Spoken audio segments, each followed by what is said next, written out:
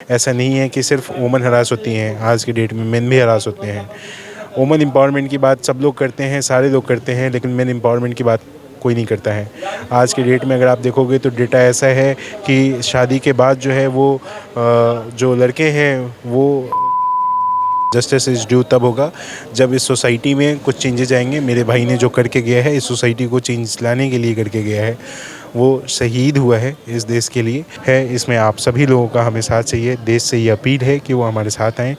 लगता है उनको कि इस सिस्टम में अगर चेंज लाने की ज़रूरत है तो इस मुहिम में आप हमारे साथ चलें।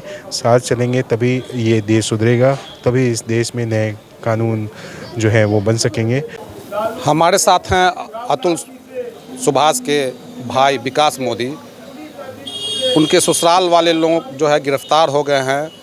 अब इनको क्या लगता है, बेंगलोर पुलिस पर इनका विश्वास है कि क्या इनको न्याय मिल पाएगा? आइए इनसे जानते हैं। जी विकास सर, सबसे पहले मैं बेंगलोर पुलिस को धन्यवाद देना चाहता हूँ कि उन्होंने इतने एफर्ट्स करके एक टीम गुड़गांव, एक टीम जौनपुर खड़ा करके उन्होंने इतनी मेहनत से उन्होंने काम किया है।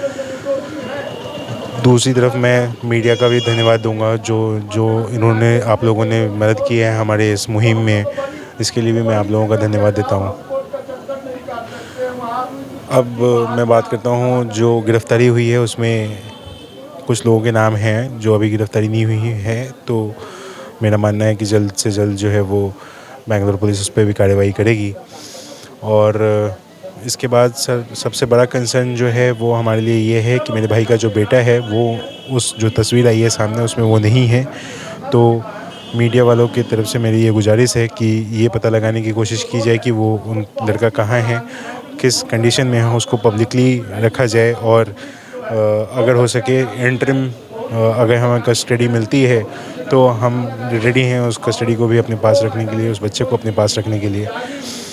तो आप लोगों से सपोर्ट चाहिए कि वो लड़का कहाँ है, किस कंडीशन में है, क्योंकि हमें लगता है कि उसके लिए थोड़ा सा रिस्क ज़्यादा हो गया है अब।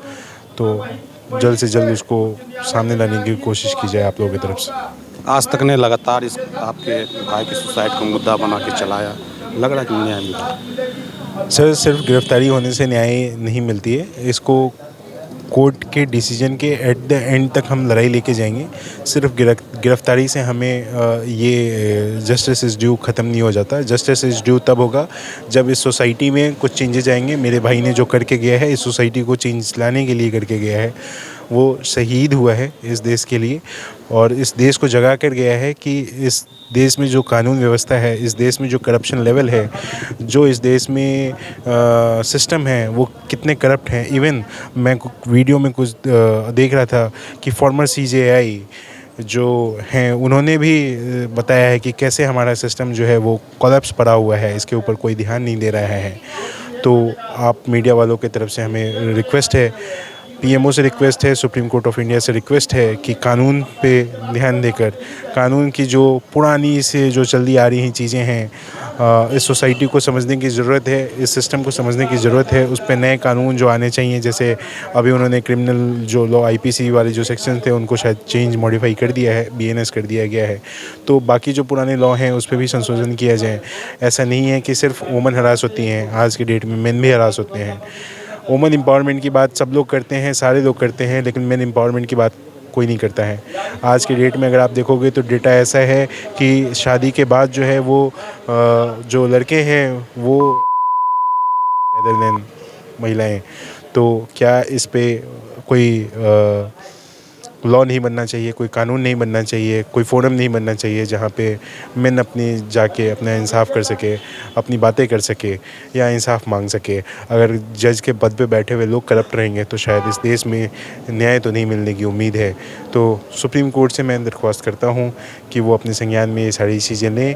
इस केस का एंड टू एंड तक जो भी हो, मेरे से जितने सपोर्ट की ज़रूरत होगी मैं सपोर्ट करने के लिए रेडी हूँ, एट द एंड तक जाने के लिए रेडी हूँ। जिस लेवल पे कहेंगे जाने के लिए मैं रेडी हूँ जाने के लिए। लेकिन हमें मेरे भाई के लिए मुझे न्याय चाहिए। मुझे मेरे भाई के जो बेटे हैं उसको मेरे अपने फादर मदर को सौंपना है, सो दैट कि वो एक नया अतुल सुभाष तैयार कर सकें। इस देश के कानून को बदलना होगा, नहीं तो और कई ऐसे अतुल सुभाष आएंगे जो इसी तरह मर जाएंगे। तो इस कानून प्रक्रिया को चेंज करवाना है, इसमें आप सभी लोगों का हमें साथ चाहिए। देश से ये अपील है कि वो हमारे साथ आएँ। लगता है उनको कि इस सिस्टम में अगर चेंज लाने की ज़रूरत है तो इस मुहिम में आप हमारे साथ चलें। साथ चलेंगे तभी ये देश सुधरेगा, तभी इस देश में नए कानून जो है वो बन सकेंगे। और आप मीडिया वालों का सपोर्ट हमें हमेशा ही चाहिए इस मुहिम को साथ में लेके आगे बढ़ने के लिए। तो आपने देखा कि विकास मोदी कह रहे हैं कि ये जो मुहिम चला है, अतुल सुभाष ने जो मुहिम एक छेड़ के गए हैं उसको अंतिम मुकाम तक पहुंचाना है। और उनका जो पुत्र है इनको कस्टडी मिले ताकि अतुल सुभाष की तरह उन्हें भी तेज़ तर्रार इंजीनियर बनाया जा सके। जहांगीर आलम, समस्तीपुर।